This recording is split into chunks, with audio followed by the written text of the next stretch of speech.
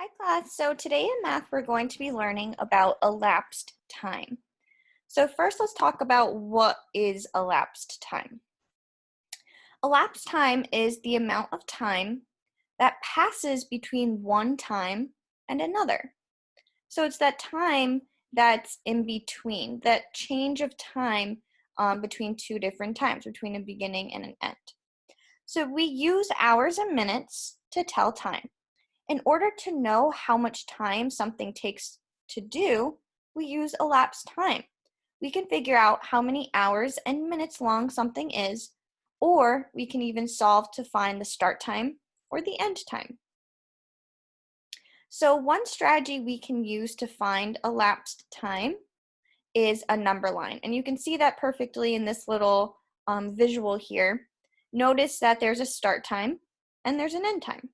The time that it takes to go from 8:15 to 9:35, that's the elapsed time, the time that it took to pass by. So you can use a number line to help you count how much time happened in between the beginning and end times. So on this timeline, you see that it starts at 8:15. It jumps an hour to get to 9:15. So we're close to 9:35, but not quite there yet. So we have to keep going until we get to 9:35. So notice how then the number line changes to increments of 10. So we do one big jump to the next hour, because otherwise we'd have to do a bunch of little 10-minute ones. Why not just jump a whole hour? And then as we get closer to that end time, we do those little increments. So in this case, they did increments of 10. So they go from 9:15 to 9:25, and then another little jump, 9:25 to 9:35, and that was our end time. So then if we count all of this time in between the 8:15 and 9:35, we can find the elapsed time. So how much time is in between 8:15 and 9:35? Go ahead and count. 1 hour. And if you said 20 minutes, you're correct, because 10 plus 10 equals 20. So 1 hour and 20 minutes is the elapsed time for 8:15 to 9:35. Let's take a look at another example using this strategy of a number line. So Oliver's meowing in the background, I'm getting distracted. Okay, so let's look at this problem for elapsed time. Emily had soccer practice after school today. The green clock shows what time practice began. The red clock shows what time it ended. How much time did Emily spend in soccer practice today? So we need to think about, what are we trying to find in this problem? And if you're going right to this question, that's awesome. That's what we're trying to find. How much time elapsed? How much time was there changing between 3 to 6:30? That change of time. That's what we're trying to find. So to do that, we have to look at the hours first and then the minutes. And if we want to find how much time she spent, we want to start by using the number line at 3 o'clock, because that's what time she started. So let's use this number line. And again, if you want to use your fingers to count, that works. I use my fingers sometimes too for elapsed time to count the hours. So we go from 3 to 4. So that's 1 hour. I have one finger up right now. 4 to 5. So that's another finger I just put up.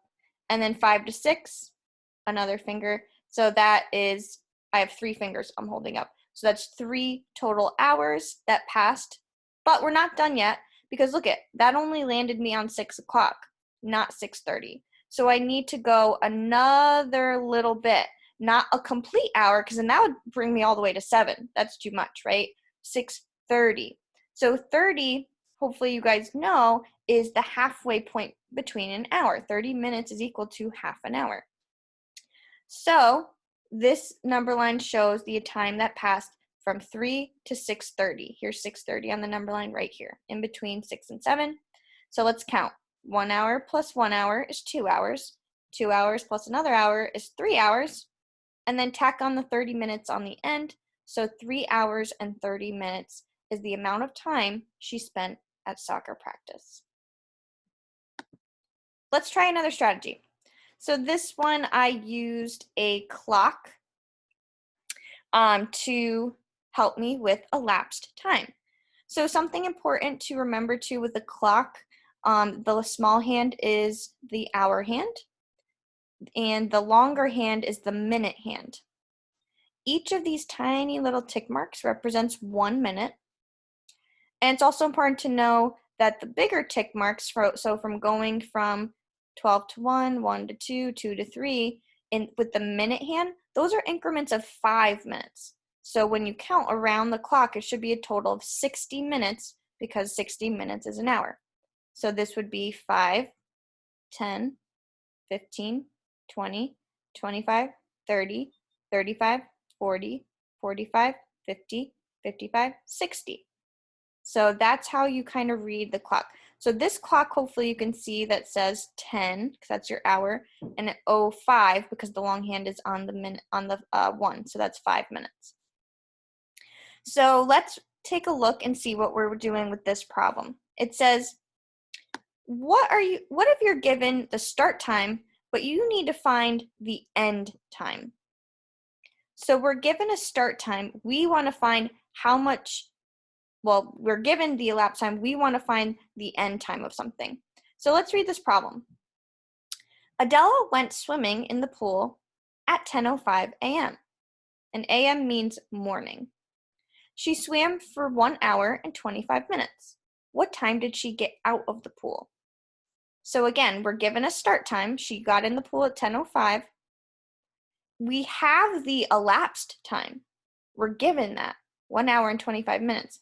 What we're trying to find is what time did she get out of the pool? The end time to her swimming in the pool. So how can we do that? Well, we can use a clock. We could use a number line. There are other strategies, but I think your best bet would probably to be a number line or a clock. You can even use your fingers to count the hours. That's another strategy. So if I want to go a whole hour past 10:05, what would that bring me to? What's the next hour after 10? If you're thinking 11, you're right. So if I count on my finger, I'm going to go 10:05 to 11:05. That's 1 whole hour that's passed. So remember, it's not just 11 o'clock, it has to be 11:05 because that will be a complete full hour. So 10:05 to 11:05 brings me to 1 complete whole hour. So I can cross that out. I did that. But how about this 25 minutes?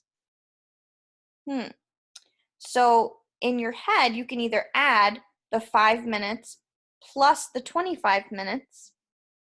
You could do that. Or you could do a number line.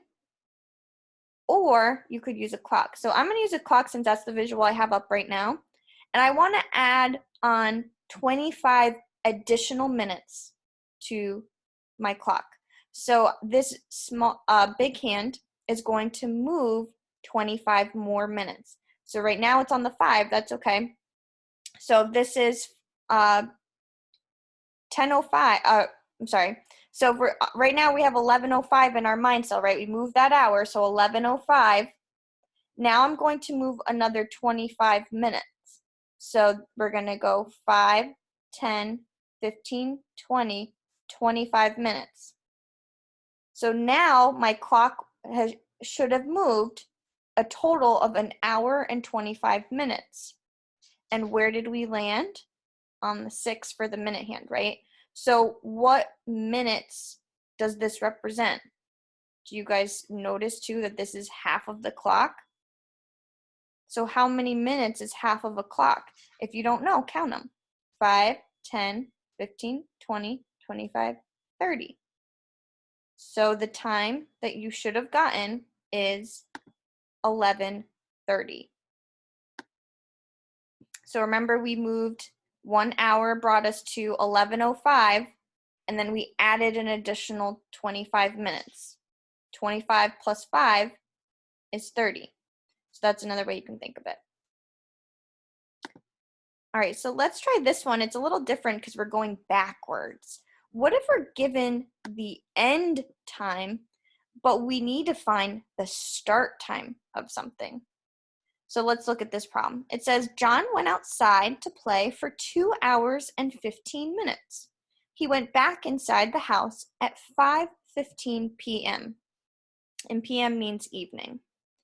What time did he go outside? So here we're given what time he went back home inside, 5:15. We're given how much time he spent outside, but we don't know right now what time he went outside, his beginning time. So that's what we're trying to find. So it's very similar to going from start to end, but it's just opposite. End to beginning, we'll be going back in time instead of forward in time. So we'll be moving hours back. So here again, we're going to use a clock. So we have 5:15 on this clock. Notice that the hour hand is a tiny bit past 5, and that's okay. It still means 5 o'clock for the hour, but it's because the minute hand is on the 15 minutes. And remember that 5-minute increments, 5, 10, 15. So this is showing 5:15. I want to go backwards 2 hours and 15 minutes.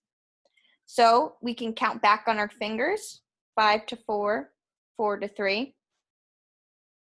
Or you could use a number line and go backwards, or we could use this clock. So if I'm at 5 o'clock, 1 hour back would be 4, 2 hours back would be 3, 3:15. So right now we can cross off the 2 hours. We've went back 2 hours to bring us to 3:15. 2 hours before 5:15 is 3:15. Now we just need to go back another 15 minutes because remember that was part of the time he spent outside. We got the 2 hours. Now we need to go back another 15 minutes. So if I were to move that minute hand back 15 minutes, that would be 5, 10, 15. And that would be right on the O clock. So you should have got 3 o'clock. 2 hours and 15 minutes before 5:15 is 3 o'clock. And just for fun, why not check our answer to make sure that we're correct? So if he started playing outside at 3 o'clock and 2 hours and 15 minutes went by, that means he spent 3 to 4, 4 to 5, so that's 2 hours for our hour hand. There it is. And then 15 minutes, 5, 10, 15. So our clock would look exactly like this, 5:15. 2 hours and 15 minutes change. Okay, hopefully this is making sense so far. If you guys have to rewatch this video, maybe listen to it again. But that's pretty much the basics. I'm going to do one more problem with you guys just because this last one is a little bit trickier because it's 2 steps. And you will see one like this on the exit slip, so that's why I wanted to make sure I taught it to you guys. So it's the same idea with having a start time and trying to find the end time, but there's a little math we need to do in between. And that is solving also for how much time passed. So it's a 2-step problem, but it's pretty easy to figure out. So what if we don't know how much time has passed and we're still trying to find an end time? I'm going to show you what to do. So let's read this problem. Evan entered a pie eating contest. The contest started at 12 o'clock p.m., so that means noon. He ate 6 pies in all. It took him 5 minutes to eat each pie. At what time was he done with the pie eating contest? So you'll notice that there's a few more numbers here than in the other problems. One is that it gave us how many pies he ate, and it also gave us how many minutes it took to eat 1 pie. So we need to figure out how many minutes did it take him to eat all the pies, all 6 pies, and that's going to be our elapsed time. So think about what type of math can I do to find how many minutes did it take him to eat 6 pies if it takes him 5 minutes to eat 1 pie.